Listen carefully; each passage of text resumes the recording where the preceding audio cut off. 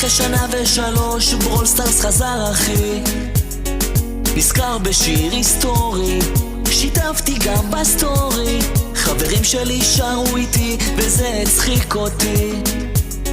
זה שיר עם ים מורשת, אז בוא נשבור את הרשת. איזה טוב הוא ליאון, עדיין לא קולט, תראו איך הוא רזה, הטבור שלו בולט, מפעיל לו את האולטי ויוצא מהשיחים, ואז הוא מתגנב ומפרק את האויבים. או ליאון, הכי כיף איתו, קורע את השאודאון, אין אף דמות כמותו. כשאתה עם ליאון אתה הופך להיות שחקן, הוא נגד כל דמות והוא מוציא אותה כזה קטן. אחלה של ליאון, גרילנדה פיניטו, דמות אגדית בינינו, וכיף